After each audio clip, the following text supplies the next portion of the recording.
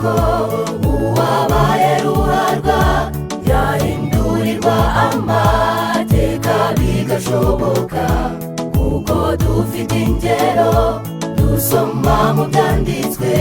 Nubwo uri umugome nturageza Sawuli, nubwo uri umusambanyi nturageza Mariya. Icyo usabwa ni ukwemera Yesu. Ibaze nawe kwitwa umuherekeza kandi ufite amahirwe yo kuba umugeni. Twemere Yesu tumugire nyambere, kuko yatambwe ashaka ko twaba abageni. Werekeza abandi ntibikabeho. Ibaze nawe kwitwa umuherekeza kandi ufite amahirwe yo kuba umugeni.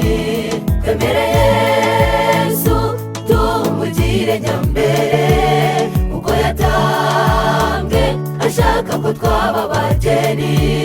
Werekeza abandi ntibikabeho.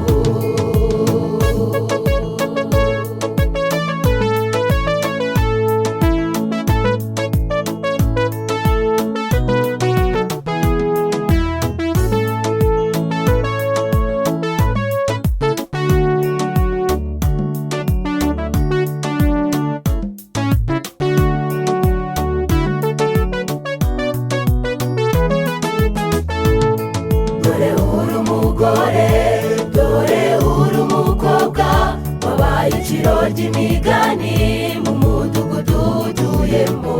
Mu muryango barumiwe, mu itorero barumiwe, kuko ifata uko utari ugakora ibidakwiriye.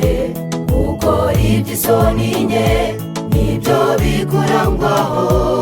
Icyo usabwa ni ukwemera Yesu.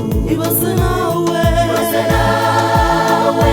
kwitwa umuherekeza kandi ufite amahirwe yo kuba umugeni. Twemere Yesu tumugire nyambere, kuko yatambwe ashaka ko twaba abageni. Werekeza abandi ntibikabe. Ibaze nawe kwitwa umuherekeza kandi ufite amahirwe yo kuba umugeni. Twemere Yesu tumugire nyambere, kuko yatambwe ashaka ko twaba abageni. Werekeza abandi ntibikabeho.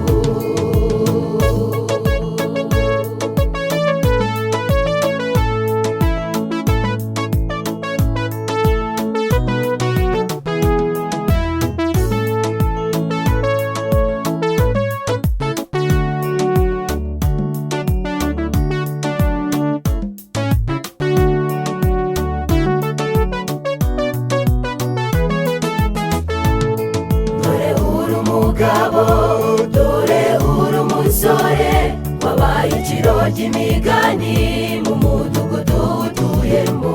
Mu muryango barumiwe, mu itorero barumiwe, kuko ifata uko utari ugakora ibidakwiriye. Gukora iby'isoni nke nibyo bikurangwaho. Icyo usabwa ni ukwemera Yesu. Ibaze nawe kwitwa umuherekeza kandi ufite amahirwe yo kuba umugeni. Twemere Yesu tumugire nyambere, kuko yatambwe ashaka ko twaba abageni. Werekeza abandi ntibikabeho. Ibaze nawe kwitwa umuherekeza kandi ufite amahirwe yo kuba umugeni. Twemere Yesu tumugire nyambere, kuko yatambwe ashaka ko twaba abageni. Werekeza